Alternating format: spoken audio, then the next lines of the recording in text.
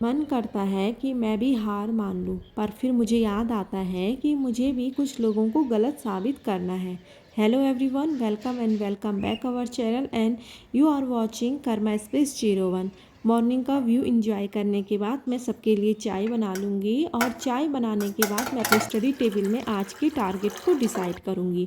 First of all मेरा रोज़ का काम क्या होता है कि अपने पढ़ने से पहले अपनी टू डू लिस्ट को तैयार करना। इससे क्या होता है कि हमें एग्जैक्ट पता होता है कि हमने आज क्या चीज़ कंप्लीट करनी है, कौन सा चैप्टर हमारा रिवाइज करने के लिए बाकी रह गया है। तो आज के फर्स्ट स्लॉट में मैं सबसे पहले अपना प्लांट एनाटॉमी को रिवाइज करूँगी, जिसमें कि मैं यहाँ पर जो मेरा फर्स्ट चैप्टर है उसमें 30 या 35 पेज के उसमें नोट्स बने हुए हैं प्लांट एनाटॉमी के। तो अपने आप में चैप्टर काफ़ी लेंथी है, तो मैं इसको आज पूरे दिन में नहीं करूँगी। मैंने डिसाइड किया है कि इसमें 10-10 करके मैं पेज को डिवाइड कर लूँगी। तो 10 पेज आज करूँगी, 10 अगले दिन और 10 उसके बाद करूँगी। इससे ये चैप्टर मुझे बोरिंग भी नहीं लगेगा और ज़्यादा लेंथी फील भी नहीं होगा।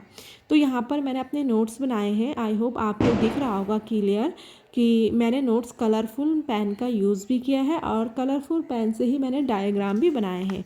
इससे क्या होता है ना, जब हम कोई भी चैप्टर रिवाइज करते हैं तो हमें इंटरेस्टिंग लगता है और पढ़ने में और समझने में भी हमें आसानी होती है। तो इसीलिए आप लोग भी कलरफुल पेन का यूज़ किया करें। यहाँ पर मैंने फर्स्ट स्लॉट में लगभग 5 आवर की स्टडी कंप्लीट कर लूँगी, जिसमें मैंने प्लांट एनाटॉमी के 10 चैप्टर तो मैंने बता दिया आपको कि मैंने रिवाइज़ किए हैं। इसके अलावा मैंने 2-3 चैप्टर और हैं जिसको मैंने रिवाइज़ किया है। तो कुछ इस तरीके से मेरा आज का जो फर्स्ट स्लॉट के टारगेट डिसाइड किए थे वो कंप्लीट हो गए हैं। और यहाँ पर मैं अपने नोट्स को रिवाइज भी कर रही हूँ और बाकी के जो थोड़ा सा पॉइंट होते हैं हाईलाइट वो एनसीईआरटी में भी है, तो उसको हम बाद में करेंगे।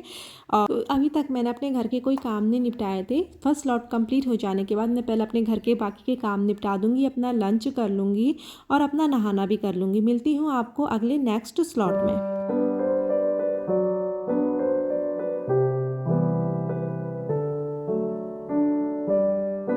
लंच कंप्लीट हो जाने के बाद मैं अपने सेकंड स्लॉट में बैठ जाऊंगी। बेसिकली मैंने सेकंड स्लॉट में अपने बायो के ही चैप्टर को रिवाइज करूंगी, जिसमें कि मैंने bacteria, virus and cell the unit of life chapter को रिवाइज करूंगी। उसके बाद मैंने ह्यूमन फिजियोलॉजी का एक चैप्टर लिया है, उसको रिवाइज करूंगी। कई बार लोगों को लगता है कि जो नोट्स किसी और ने बनाए हैं काश वो नोट्स हमें दे दें, हम उनसे पढ़ लें। बट मुझे ऐसा लगता है कि जब हम लोग नोट्स बनाते हैं ना, तो हमको ही पता होता है कि हमने कौन सा पॉइंट किससे रिलेटेड होके या किस चीज़ से इम्पॉर्टेंट है, कहाँ पे लिखा है, वो हम जानते हैं जिसने वो नोट्स बनाए हैं, ना कि वो दूसरा जो पढ़ने के लिए मांग रहा है उन नोट्स को। तो मैं आपसे यही कहूँगी कि जब भी आप तैयारी करो ना एग्ज़ाम की, तो अपने नोट्स खुद से बनाएं, क्योंकि आपकी उसकी अंडरस्टैंडिंग उन नोट्स के साथ अलग सी होगी। उसके बाद मैंने यहाँ पर शाम की चाय बनाई। शाम की चाय सबको देने के बाद मैं अगेन अपनी स्टडी में बैठ जाऊँगी। यहाँ पर मैंने लगभग 10 या 15 मिनट्स का गैप लिया होगा और यहाँ पर मैं फिर अगेन अपनी स्टडी में बैठ गई हूँ।